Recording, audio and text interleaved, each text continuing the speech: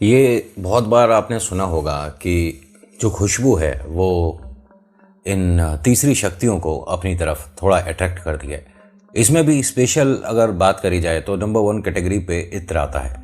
उसे बहुत बार हमने ऐसे अनुभव जो मैं सुनाए लोगों के, उसमें जिक्र तो हुआ है, उसके बारे में लोगों ने कहा है। परफ्यूम और डियो में भी तो खुशबू होती है, बट उसकी जो फ्रेगरेंस है उसमें जो चीज़ें मिलाई जाती हैं उनमें से कोई एक चीज़ ऐसी ज़रूर है जो कि कह सकते हैं इन शक्तियों को एकदम से प्रभावित करती है। नमस्कार, जय भोले, मैं नितिन हूँ। ये है चाचा का radio vlog movie reviews article लेकर आता हूँ। आज का जो आर्टिकल है ये लखनऊ से है और सलीम नाम का एक लड़का जो कि इत्र में अपना बहुत ज़्यादा इंटरेस्ट रखता था। शुरुआत से ही इसके घर में इनके अम्मी अब्बू, इनके भाई बहन जो भी हैं, हर कोई ये बोलता था कि भाई कमाल का इसमें हुनर है और बहुत जल्दी से खुशबू को समझ लेता है। मतलब इसकी इत्र की नॉलेज होना भी हर किसी के बस की बात नहीं होती। हम तो बस ये सोचते हैं ना कि फ्रेगरेंस किसकी ज़्यादा स्ट्रॉन्ग है, किसकी कितनी लाइट है, या हम जब इत्र ख़रीदते हैं तो पूछते हैं कि ये कितनी देर तक रुकेगा है। मतलब ऐसे सवाल होते हैं। ये तो हम नौसिखिए लोग हैं तो इसलिए ऐसे सवाल करते हैं। बट जो इत्र को जानते समझते और पहचानते हैं, जो उसकी स्मेल से वाकिफ़ हैं, उन्हें इत्र के फ़ायदे और इत्र के नुकसान या इत्र की खासियत पता होती है। सलीम जो कि लखनऊ का रहने वाला अपने माता पिता, अपनी पूरी फैमिली के साथ रहता है। माता पिता, अम्मी अब्बू बोलता हूँ क्योंकि इसमें वही लिखा हुआ है। अम्मी अब्बू और अपने भाई बहन के साथ रहता है और ये कक्षा 12वीं का छात्र है। कॉलेज करने की इसकी इच्छा तो है बट इंटरेस्ट व्यापार में ज़्यादा है। तो 12वीं के बाद इन्होंने 1 साल ड्रॉप कर दिया।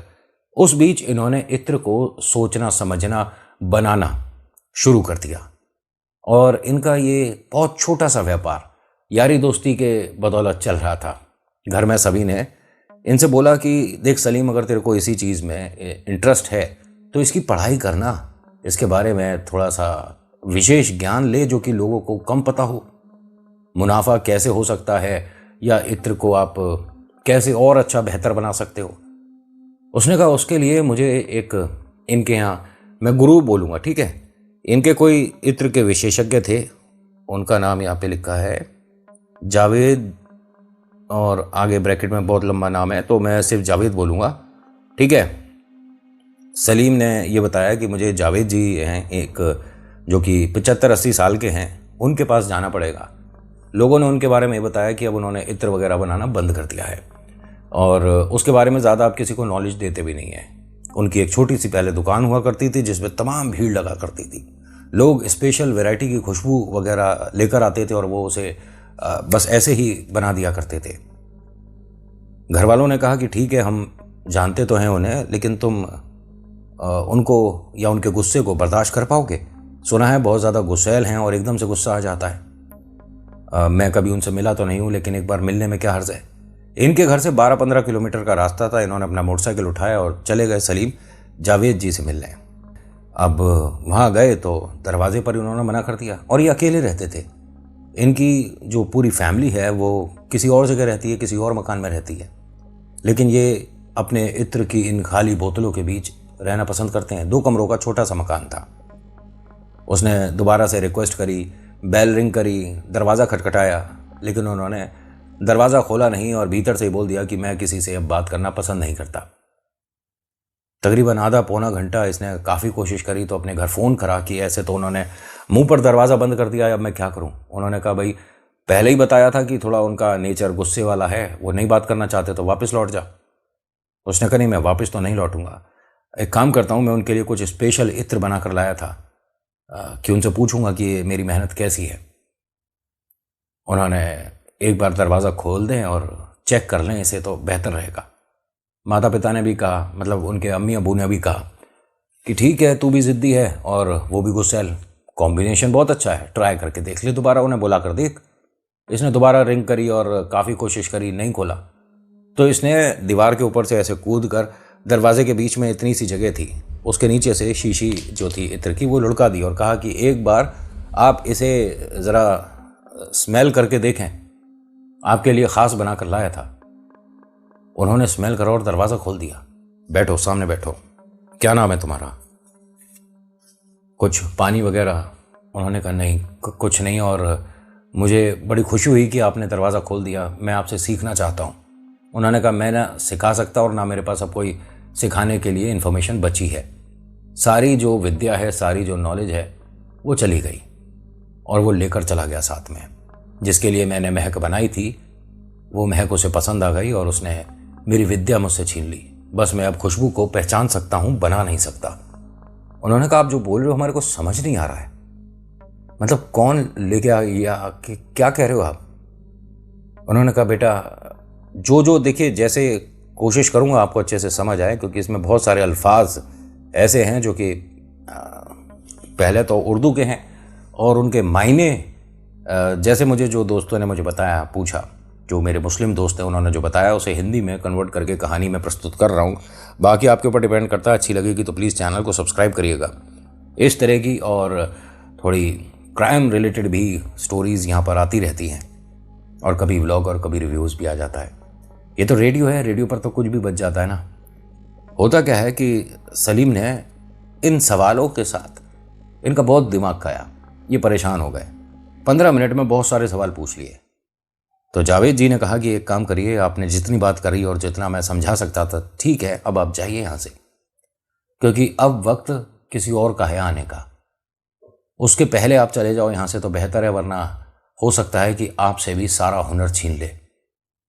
क्या बोल रहे हो आप? मुझे कुछ नहीं समझ आ रहा। उन्होंने कहा ऐसा है कि कोई प्रेत है जो कि खुशबू पर आकर्षित हो गया है। उसने विद्या के साथ मेरे इस घर से वो खुशबू खींच ली जो पहले हुआ करती थी। वो रोज़ एक नई खुशबू की तलाश में यहाँ आता है, और मैं इसी वजह से अपने परिवार को यहाँ से भेज चुका हूँ। ना जाने किस पर उसका खेल हो जाए। मैं यहाँ से जा नहीं सकता। अपने घर से मिलने जा सकता हूँ, घर वालों से मिलने जा सकता हूँ, लेकिन शाम को वापस यहाँ लौटना पड़ता है। उसके नाम का यहाँ पर कुछ बनाना करना पड़ता है। आप ये सब बात करके मुझे डरा रहे हो? उन्होंने कहा बेटा डरा नहीं रहा हूँ, समझा रहा हूँ।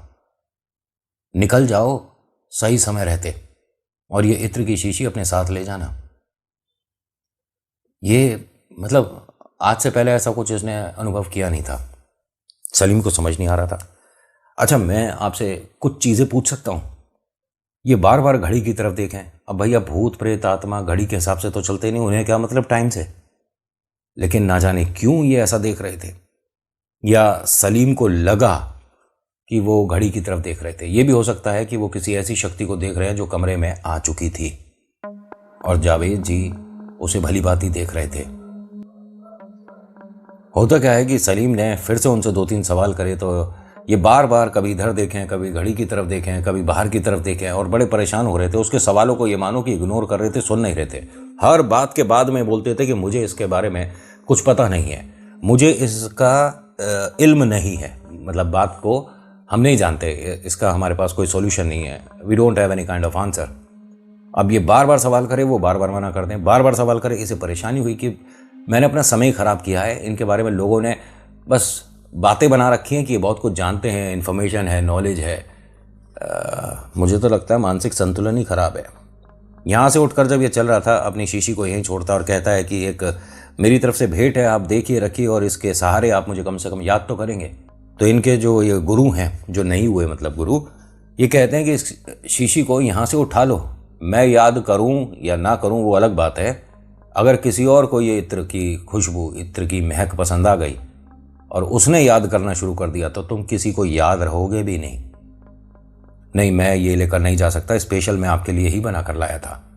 अब ये यहाँ से चला है और इसे पक्का यकीन है कि मैं किसी से टकराया हूँ। माफ़ी चाहूँगा। अब जो इनके गुरु हैं, मतलब जिनसे सीखने आया है, वो सामने सोफे पर बैठे हैं। घर के अंदर कोई इंसान आया नहीं है, लेकिन इसे पक्का यकीन है कि मेरा कंधा किसी के कंधे से टकराया है, और इंसानी कंधा है। कोई भूत प्रेत थोड़ी ना, मतलब ऐसे थोड़ी ना होता है। किसने का नहीं होता है। अगर वो चाहें तो अपनी प्रेजेंस आपको ऐसे कराएंगे जैसे कि आप वास्तव में किसी इंसान के पास ही बैठे हो। आपको लगेगा, प्रॉपर लगेगा। इसने पलटकर जब देखा, कमरे में कोई दाखिल हुआ नहीं। उनके जो वो गुरु हैं जिनसे अभी मिलकर आ रहा है, उन्होंने वो इत्र को मतलब छुपाया और उस पर बहुत सारे कुछ तकिए वगैरह रख दिए। इसने कहा कि अरे आप ये सब क्या कर रहे हो। उन्होंने इशारा करा कि अभी घर से बाहर निकलो, अभी मेरे को आपसे एक चीज पूछनी थी। उन्होंने गुस्से में उसे डांटते हुए अभी घर से बाहर निकल ऐसा बोल दिया। अब भाई इस तरह का बेइज्जती किसको बर्दाश्त है भाई। वो घर से बाहर निकला, अपनी मोटरसाइकिल पर बैठा, फोन करता है घर वालों को और कहता है कि इनका सही में मानसिक संतुलन ठीक नहीं है। एक तो बात ठीक से नहीं कर रहे, किसी तरह का कोई वैल्यू ही नहीं। मैं इनकी यहाँ तारीफ करते करते नहीं थक रहा था, इनके बारे में इतनी मैंने अच्छी चीज़ें सुनी थी। घर वालों ने कहा कि पहले तो तू आराम से बात कर और जो तेरे साथ है उसे 1 मिनट चुप करा, तेरी आवाज़ थोड़ी कम आ रही है। अब इसने अपने आसपास देखा, मैं अकेला खड़ा हूँ, क्या बोल रहे हैं। आप मेरी आवाज़ सुन रहे हो अबू, मेरी आवाज़ आ रही है। उन्होंने कहा हाँ आवाज़ आ रही है, लेकिन ये बार बार तेरे पीछे बात कौन कर रहा है, अपने दोस्तों को मना कर। उन्होंने कहा मेरा यहाँ कोई भी दोस्त नहीं है और मैं अकेला खड़ा हूँ। और इनका घर भी शहर से ये मानो कि काफ़ी अलग है, बीच में काफ़ी अजीब अजीब जगह पड़ी थी, सुनसान सा है, और इधर कोई मार्केट नहीं, कुछ नहीं। उन्होंने कहा तू मोटरसाइकिल पर बैठ कर किसी चहल पहल वाले एरिया में आ और वहाँ से हमें फ़ोन कर। लेकिन आप ऐसा क्यों बोल रहे हो, अरे जो कह रहे हैं वो कर। इसने कहा ठीक है। अब इसे बड़ा अजीब लग रहा था कि हर तरफ से मुझे डांट पड़ रही है। जिन्हें मैं अपना गुरु बनाने आया था उन्होंने भी डांट दिया, जो अब्बू हैं उन्हें मैं अपना दुख बता रहा हूं तो वो डांट रहे हैं। खैर कोई बात नहीं, मोटरसाइकिल पर बैठा और ये चला। मोटरसाइकिल 2 कदम चली और फिर रुक गई। इसे समझ नहीं आया कि बिल्कुल ठीक ठाक थी, फिर चलिए, फिर एकदम रुक गई। उसके बाद इसे जो महसूस हुआ उसमें इसे यकीन हो गया कि कोई प्रेत आत्मा मेरे साथ है और ये कुछ गलत होने वाला है। चौराहा आया एक, ध्यान से सुनिएगा, और ये काफ़ी बिजी चौराहा है। इनके घर से तकरीबन 3-4 किलोमीटर की दूरी पर था। वहाँ से ट्रैफिक बहुत ज़ोरदार तरीके से निकलता है। और इधर उस वक्त की बात है जब यहाँ, अब तो खैर इधर एक गोल कुछ डिवाइडर काइंड ऑफ बन गया और लाइट्स वगैरह भी आ गया, मतलब रेड ग्रीन येलो वगैरह। उस वक्त नहीं था और सब अपने मनमानी ट्रैफिक चला रहे थे, तेज तेज जा रहे थे। इसे लेफ्ट साइड मुड़ना था अपने घर के लिए, लेकिन इसका जो हैंडल है एकदम स्टक, एकदम रुक गया, जाम हो गया। ये समझ नहीं पाया कि ये क्या हुआ है, और ये थोड़ी सी रफ्तार में भी था। इसने रफ्तार कम करी और इसका एक्सीलेटर ऐसा लगता है किसी ने हाथ पकड़ के ऐसे घुमा दिया हो। इसे पक्का यकीन है कि किसी ने मेरे हाथ के ऊपर हाथ रखकर पूरा एक्सीलेटर खोल दिया है और हैंडल मुड़ने नहीं दे रहा है, ना दाएं ना बाएं, और सीधा जा रहा हूं और कुछ बहुत बुरा हो सकता है। और इनके साथ ऐसा हुआ। इनका यह कहना है कि किसी ने मेरे बाल पकड़ के, हेलमेट पहना हुआ नहीं था उस वक्त, इन्होंने बाल पकड़ के किसी ने पीछे की तरफ खींच दिया और लोगों ने देखा है इसे इस तरह से गिरते हुए। इनके काफ़ी पैर में स्क्रैचेस वगैरह आई हैं और लोगों ने आकर मदद करी, पानी वगैरह पिलाया, इन्हें पूछा कि तुम ठीक हो। हाँ, ये कोई तरीका है बेटा मोटरसाइकिल चलाने का, और तुम ये मोटरसाइकिल चलाते चलाते क्या सो रहे थे, क्या कर रहे थे। नहीं, मैं सोऊंगा क्यों मोटरसाइकिल चलाते हुए। और ये हेलमेट सिर में पहनने वाली चीज़ होती है ना, ये कोनी पर बहुत से लोग हैं ना, ड्राइव करते में हाथ में हेलमेट इस तरह टांग लेते हैं। आपको सिर बचाने की कोनी बचानी है। खैर खूब डांट भी पड़ी। इसका फ़ोन मिस हो गया, नहीं समझ आया कहाँ चला गया। किसी से फ़ोन बोरो किया, अपने घर वालों को फ़ोन किया और बताया कि एक छोटा सा मतलब स्क्रैच आ गया है, थोड़ा सा टाइम लेकर मैं घर आऊँगा। ज़्यादा बुरा तो नहीं हुआ, एक्सीडेंट कुछ तेरे साथ नहीं, सब कुछ ठीक है। इसने ये नहीं बताया कि मेरे साथ 3 चीज़ बड़ी अजीब हुई थी। पहला तो हैंडल एकदम मुड़ना बंद हो गया, ना लेफ़्ट ना राइट। दूसरा, एक्सीलेटर मैं कम कर रहा हूँ, ब्रेक लगाने की कोशिश कर रहा हूँ तो ना ब्रेक लग रहे थे और एक्सीलेटर पूरा खुल रहा था जैसे किसी ने मेरे हाथ के ऊपर हाथ रख दिया हो।